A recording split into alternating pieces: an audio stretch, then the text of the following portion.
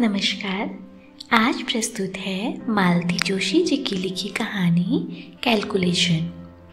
8:30 बजने को थे और पिंकी का अब तक पता नहीं था।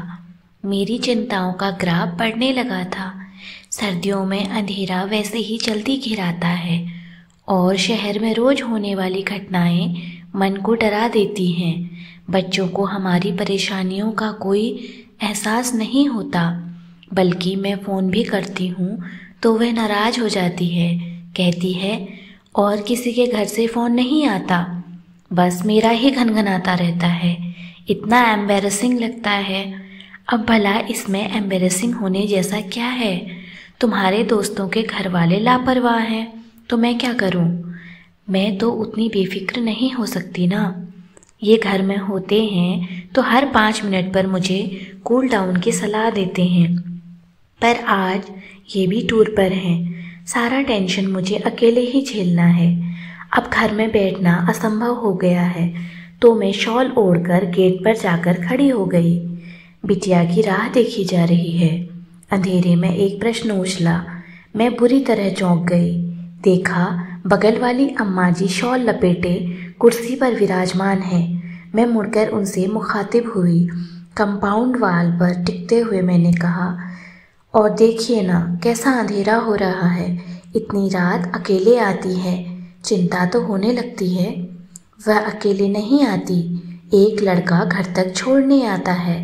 मैं चकित होकर उन्हें देखती रह गई। पिंकी ने उनका नाम चुंगी नाका रखा है, वह गलत नहीं है।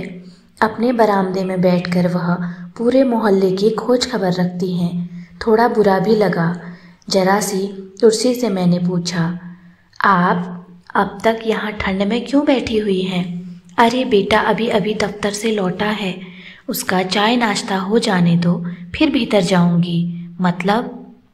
अरे मुझे देखेगा तो पास बिठा लेगा, मेरे हालचाल पूछेगा, दफ्तर की बातें बताएगा। बहू को ये सब अच्छा नहीं लगता। कहती है शादी क्यों की है, जिंदगी भर अम्मा के पल्लू से बंधे रहते। कहते हुए उसने शॉल और कसकर लपेट ली। मैं चुप हो गई। हर घर की अपनी समस्या होती है, उससे खुद ही निपटना पड़ता है। बाहर वाला कुछ नहीं कर सकता।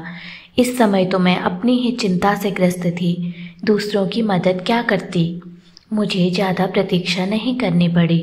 कुछ ही देर में मेरी समस्या यानी पिंकी रानी पधार गई। साथ में वह लड़का भी था। पिंकी बाहर से ही चिल्लाई, ममा वहाँ ठंड में क्या कर रही हो? अब उस लड़के ने मुझे देखा। नमस्ते आंटी। नमस्ते बेटा, आओ भीतर आओ, गर्मा गर्म कॉफ़ी पिलाती हूँ। स्कूटर बाहर खड़ा करके वह निसंकोच भीतर चला आया। रोज़ तो बाहर से ही चले जाते हो, आज पकड़ाई में आए हो। प्रियंका ने कभी बुलाया ही नहीं, मैं तो रोज़ आ जाऊँगा। मैंने फटाफट कॉफ़ी बनाई, सूखे नाश्ते के साथ सर्व की और कॉफ़ी पीते हुए उससे ढेर सारी बातें पूछ डाली। जब वह चला गया तो मैंने जैसे अपने आप से ही कहा, लड़का अच्छा है ना? कहीं तुम इसके साथ मेरा गठजोड़ करने की तो नहीं सोच रही हो? एक ही बैठक में उसके सारे खानदान की हिस्ट्री ज्योग्राफी पता कर ली, इसीलिए पूछ रही हूँ। हर्ज क्या है? No mummy, he is just a friend. Coaching तक लाने ले जाने के लिए ठीक है, पर शादी के कतई लायक नहीं है। इतने मीडियाकार पर्सन से शादी की बात तो मैं सोच भी नहीं सकती। कैट की तैयारी कर रहा है, सो क्या ऐसे ही? पता है मम्मी, यह उसका तीसरा अटेम्प्ट है। तो तुम कौन सा पहली ही बार में निकल जाओगी? तुमसे तो बात ही करना बेकार है, उसने तुनक कर कहा और कपड़े बदलने चली गई। इन लड़कियों को समझना सचमुच बहुत मुश्किल है। पिछले साल तक सुनील नाम के एक लड़के से अच्छी खासी दोस्ती थी। दोनों ने टेबल टेनिस में कॉलेज को कई बार रिप्रेजेंट किया था। फिर एकाएक उसका आना बंद हो गया। मैंने पिंकी से पूछा तो बोली, जनाब खेल खेल में लाइफ पार्टनर बनाने के सपने देखने लगे हैं। How rubbish. एक लड़का था रजत, 2-3 नाटकों में दोनों ने साथ काम किया था। लड़का सुंदर था, संपन्न भी, मुझे तो सुशील भी लगता था। पर पिंकी बोली, मम्मी उसे ऑफ स्टेज देखोगी ना तो तुम्हें मितली आ जाएगी। फिर उसके साथ काम क्यों करती हो? Because he is a fine actor. कल को बॉलीवुड में जाकर बड़ा स्टार बन गया तो? नो चांस मम्मी, वह तो बस लोकल हीरो है। वहाँ तो ऐसे सैकड़ों मारे मारे फिरते हैं, कोई घास नहीं डालता। मैंने सुना है लड़कियाँ उस पर जान छिड़कती हैं। लड़कियाँ पल्ले दर्जे की बेवकूफ़ होती हैं, तभी तो ऐसे लोगों की बनाती है। कई बार मेरा पूछने का मन होता है कि लाडो, तेरी नज़र में कोई मिस्टर परफेक्ट है भी? उस दिन कॉलेज से लौटते ही बोली, मम्मी थोड़ा विटामिन एम स्पेयर करो, पार्लर जाना है। क्यों, कॉलेज में फंक्शन है कोई? फंक्शन तो है, पर कॉलेज में नहीं, बर्थडे पार्टी में जाना है। Kartik is throwing a party. Kartik इतने दिनों कहाँ था? यहीं था, पढ़ाई में बिजी था। पीजी कर रहा है ना। एकाएक तुम्हें कैसे याद कर लिया? याद क्यों नहीं करेगा, मैंने उसे भूलने ही कब दिया है।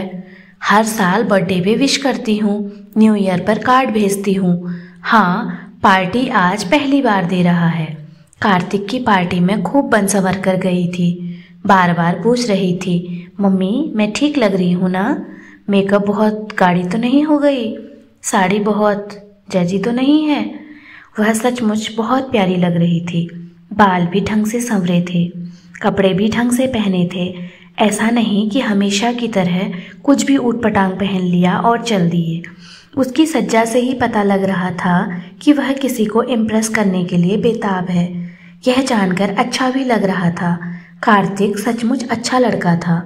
बहुत अरसे पहले वे लोग हमारे पड़ोसी थे। उसकी बहन कीर्ति पिंकी की क्लास में थी। माता पिता दोनों डॉक्टर थे, अक्सर बिजी रहते थे। कार्तिक का अधिकांश समय हमारे यहाँ ही गुजरता था। फिर मोहल्ले बदल गए, पर एक ही क्लास में होने के कारण कीर्ति और पिंकी की दोस्ती बनी रही। हायर सेकेंडरी के बाद वह भी भाई की तरह मेडिकल में चली गई। आना जाना कम क्या एक तरह से बंद ही हो गया। तो यह तो आज पता चला कि पिंकी उन लोगों के, खासकर कार्तिक के बराबर संपर्क में है। अच्छा लगा। जाते समय मैंने उसे ढेर सारी हिदायतें दी। जल्दी लौटना, ऑटो में अकेले मत आना, किसी भरोसेमंद आदमी की कार में ही बैठना। उसे अच्छा तो नहीं लग रहा था, पर चुपचाप सुनती रही। आखिर उसके पापा को ही दया आ गई। झल्ला कर बोले, बस भी करो, लड़की अब बच्ची नहीं रही, खासी बड़ी हो गई है। इस बात को तुम कब समझोगी? बच्ची नहीं रही, बड़ी हो गई है, इसीलिए तो इतनी फिक्र हो रही है। पर ये बातें पुरुषों के दिमाग में कभी नहीं आती। फिक्र करने का जिम्मा जैसे माँ ने ही उठाया हुआ है। रात को वह लौटी थी तो काफ़ी थकी थकी सी लग रही थी। मुझे आश्चर्य नहीं हुआ। जानती हूँ आजकल की पार्टियों में सिर्फ खाना पीना थोड़ी ही होता है। डांस के नाम पर अच्छी खासी हुड़दंग लीला होती है। शोर इतना कि कानों के पर्दे फट जाएं। कैसी रही पार्टी? मैंने पूछा। ठीक ही थी, उसने बेरुखी से कहा और सोने चली गई। अब मुझे ताज्जुब हुआ। और कोई दिन होता तो मुझे पूछने की ज़रूरत नहीं पड़ती, वह आते ही शुरू हो जाती। यह भी भूल जाती कि आधी रात हो रही है और मम्मी जो उसके लिए अब तक जाग रही थी सोना चाहेगी। पर आज तो उसे बात करना भी मुहाल लग रहा था।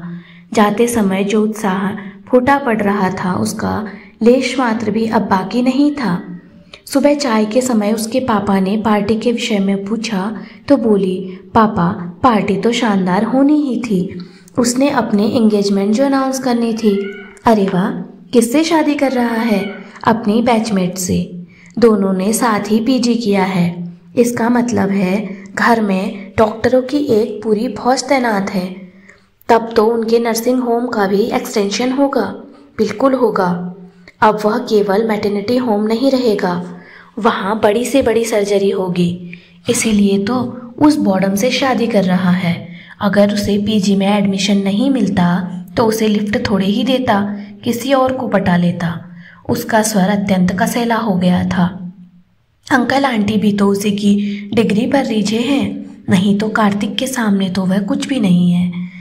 It is a business deal all in all.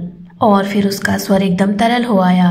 पापा आजकल लोग नाप तोल कर ही प्यार करने लगे हैं ना। उसके स्वर का गीलापन मुझे भीतर तक भिगो गया। मन हुआ उसे गले से लगाकर सांत्वना दूं, कहूं कि लाडो, इसमें कार्तिक का क्या दोष है। अपना नफा नुकसान देखना तो जमाने का चलन है। तुम भी तो इस